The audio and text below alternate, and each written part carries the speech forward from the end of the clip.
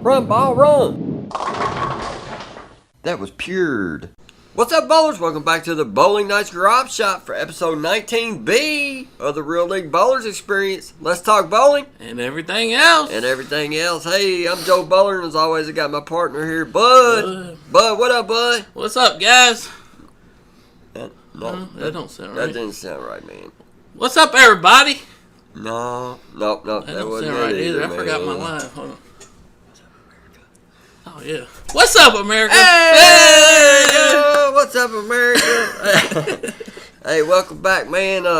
There's some big news yesterday, man. We thought we'd hop on here and talk about Big it. News. Huge news. Bombshell, man. That's the way I described it in the Real League Bowlers Facebook group. Yep. Definitely didn't see this coming. Nobody Out did. of right field, man. Nobody knew. I have no idea how they kept it under So much tight social wraps, media man. and everything. Yeah, they just had to be up at the very, very top.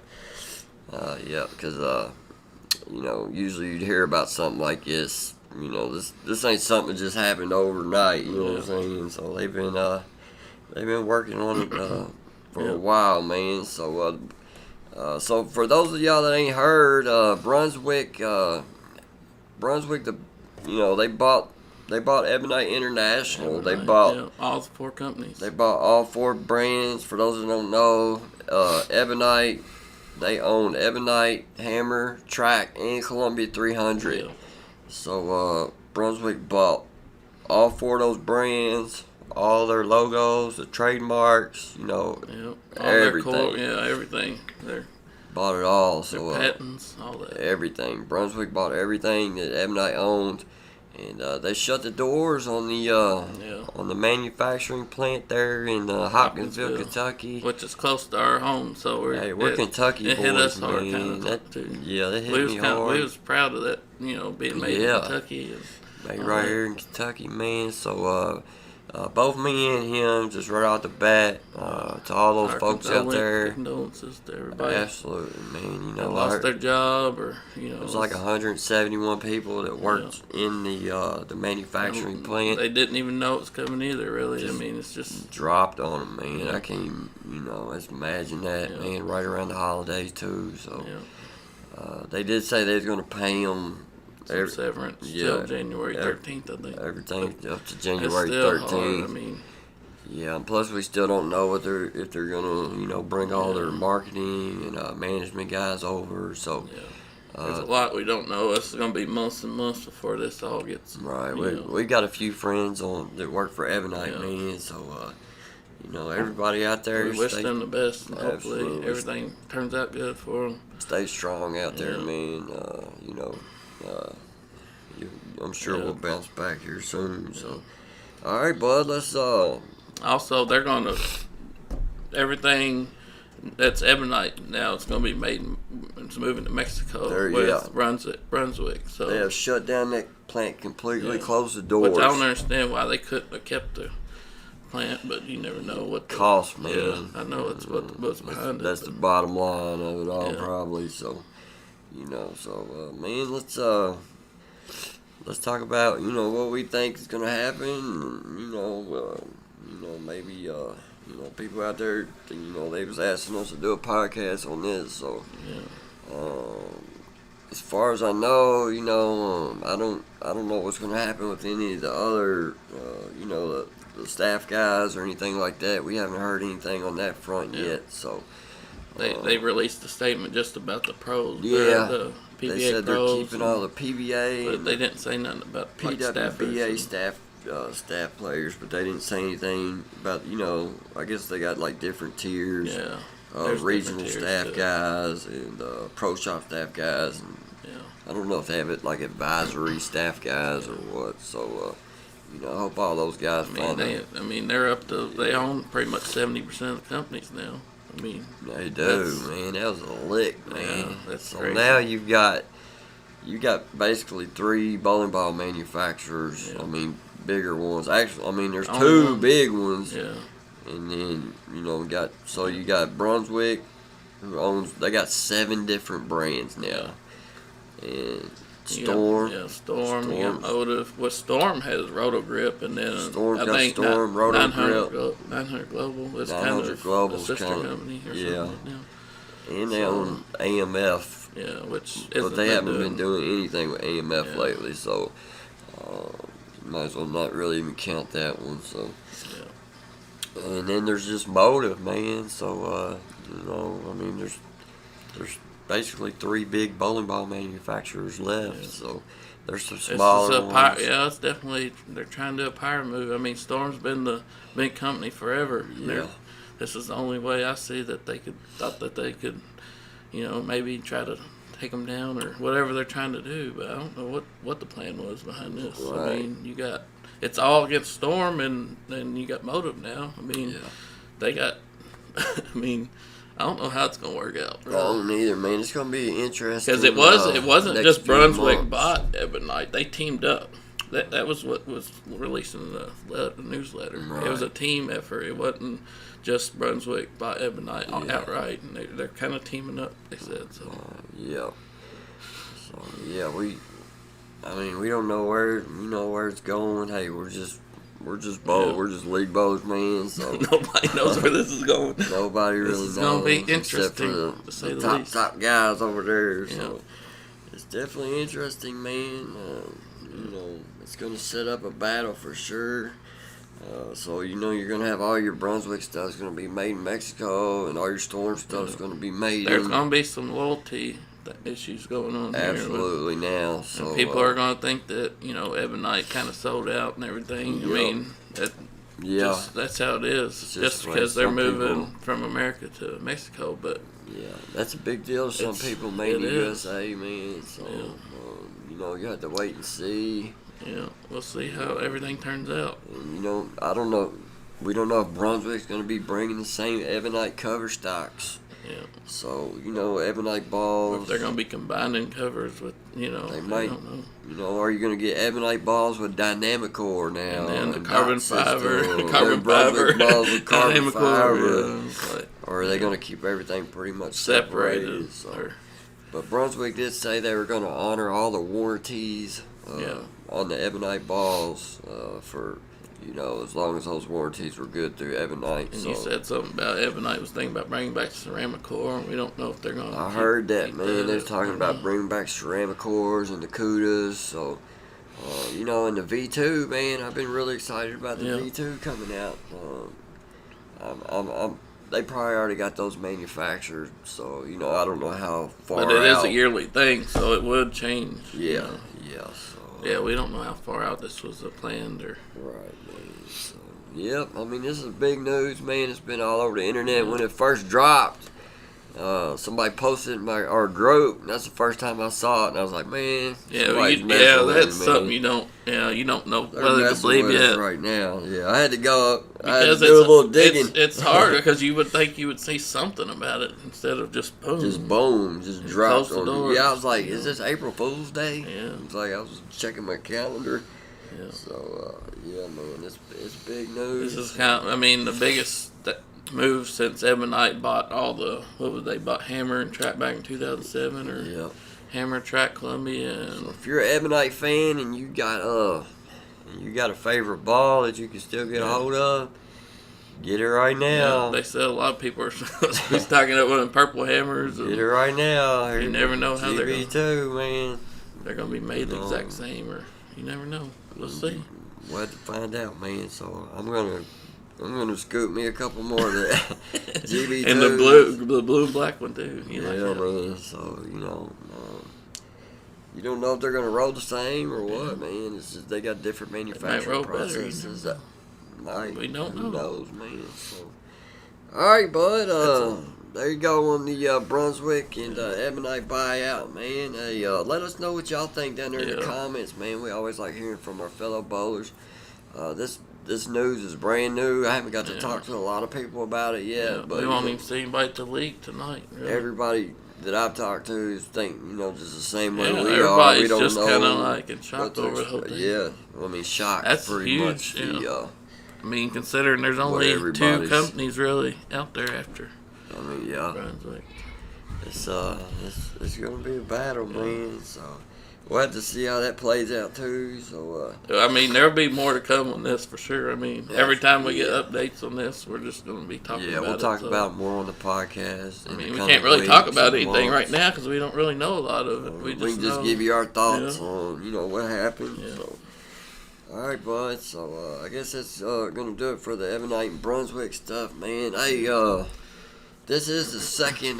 This is the reshoot. This is the reshoot for episode 19. 19, man. Me and Bud did one earlier in the week. Yeah, a couple days ago. And Bud, when he was converting the file over, like I do any technology work. When he was converting the file over, he accidentally deleted the whole episode. Hopefully, this one's recording on the right format, right, Bullet? Hey, man, I'm not a professional, man. No, I'm not. I'm just a real league bowler, man. Cool. So stuff like that's going to happen to us.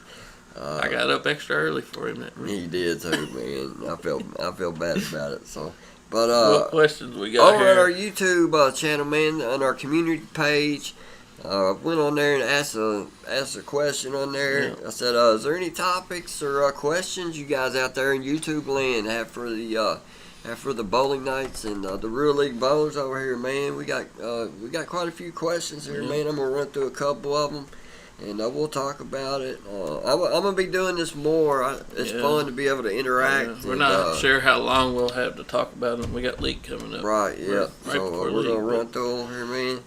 All right. It says the first one's from our friend Little Lebowski. What up, Little Lebowski? He wants to know our thoughts on how pro shops are going to handle plugging balls, thumb holes, when that new rule comes into effect next summer. What is it, August 2020? Mm-hmm. You're only allowed to have basically holes the in start of ball next fall season. That you use for gripping. So anybody out there that is like Bud and only uses his fingers and don't put your thumb in the ball, you're not going to be able to have a thumb hole at all. So you're at to either get that ball some plugged. layouts you like, 2-finger.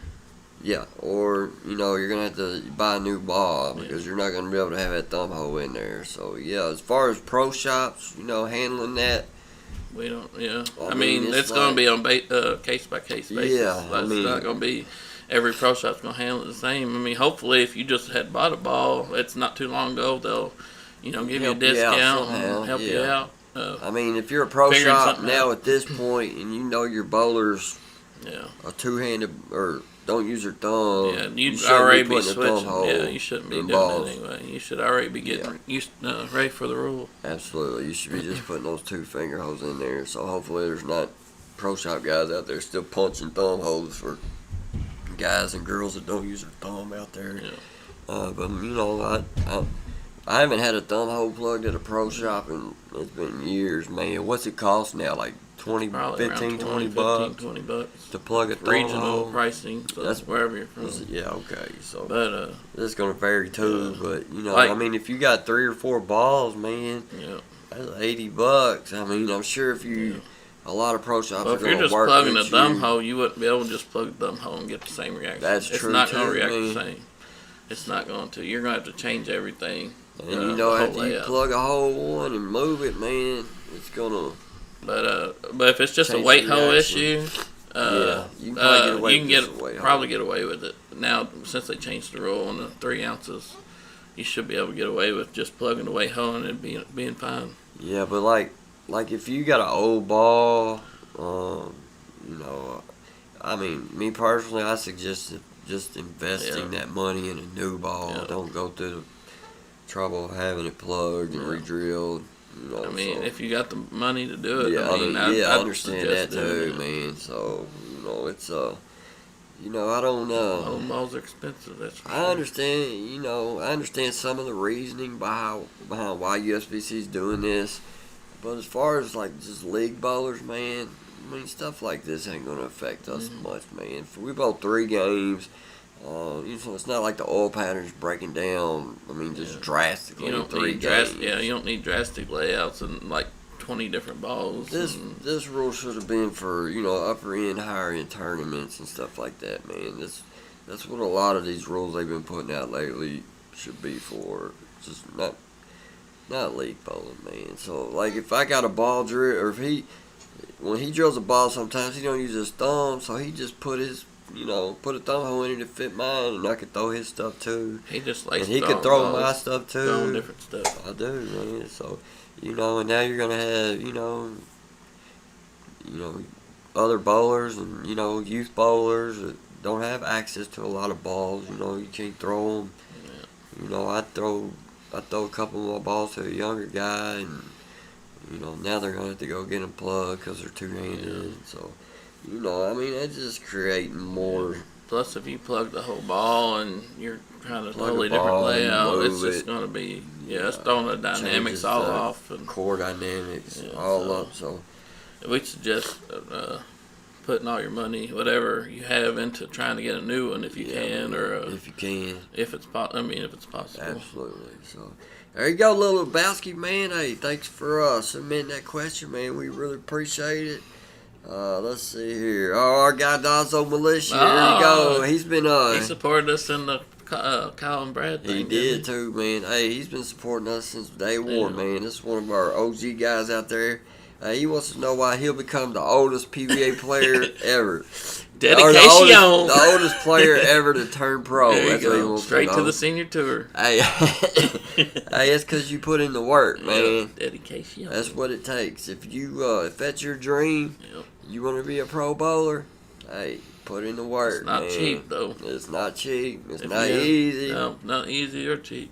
It's time to be a PBA bowler.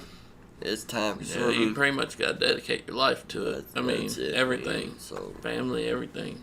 But hey, that's a great thing about bowling. There's no age limit, man. It's great to have those dreams still, as you do. Absolutely. Even when you are getting older, it's great to still have those dreams.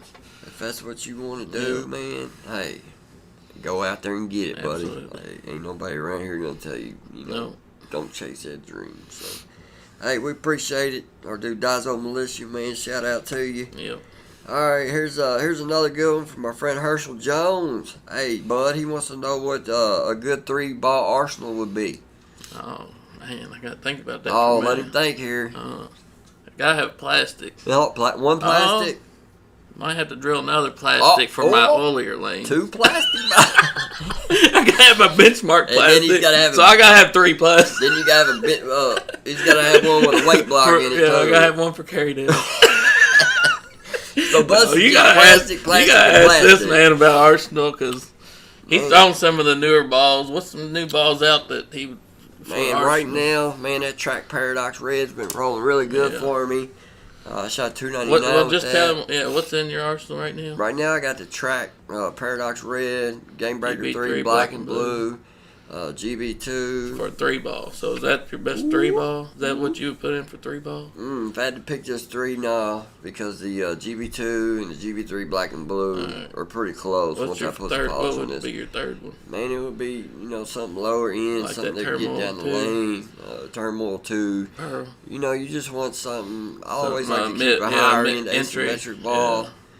You need a benchmark ball. Benchmark ball, GB2. Yeah, the asymmetric should help you with carry down and all that. But and then you get higher something differential that's going to get down the lane, man. Probably a Pearl. So there's you always want, if you're building a 3-ball arsenal, you want balls that's going to do 3 different things. 3 different things.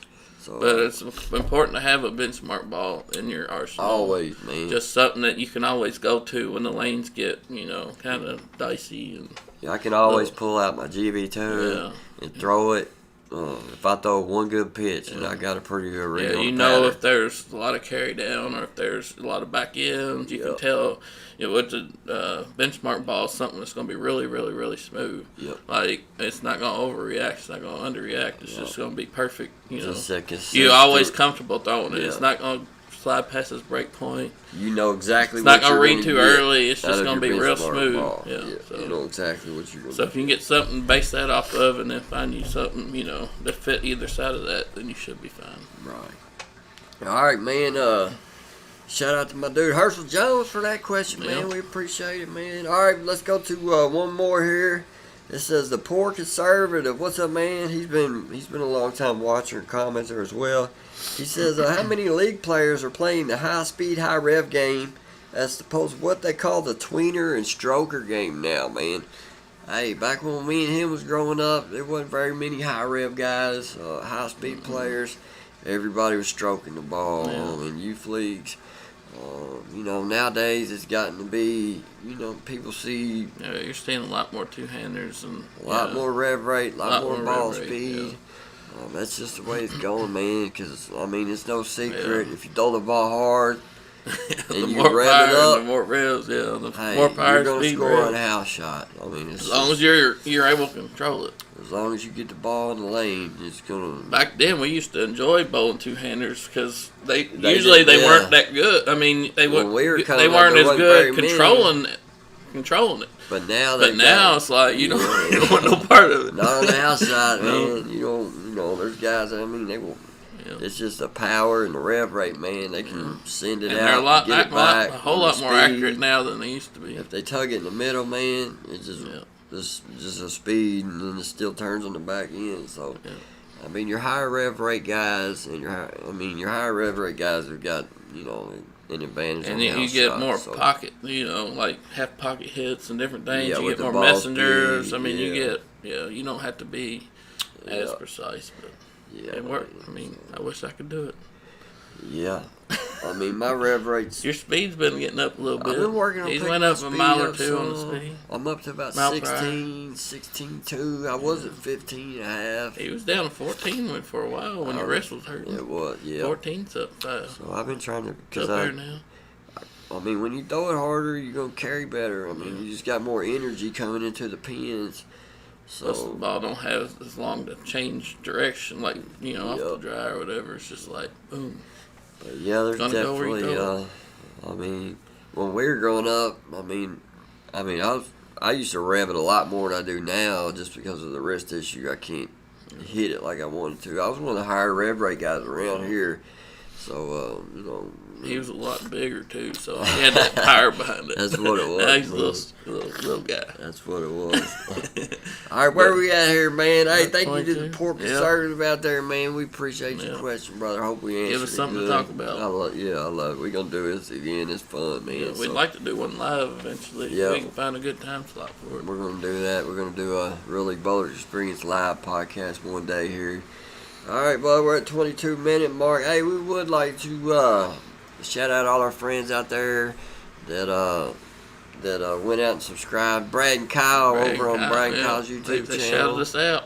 Hey, last week they asked, they asked their people in their community on YouTube who's their favorite bowling channels on YouTube. Yeah. We got quite a bit of love in there, man. Yeah. So thank you very much to everybody that did that, man. It means a lot to us. We're just two guys. We're just we like both. We like watching the same channels too. That's all we watch. We watch that stuff all the time. Brad and Kyle, Laneside Reviews, bowlingball.com, all that. Low Panel, man, on Radical's channel. That's some of our favorite Get a lot of ones. Information. There's stuff, man. A lot of things we don't know. Shout out to all you guys out there that commented in there for us, man. It means a lot to us.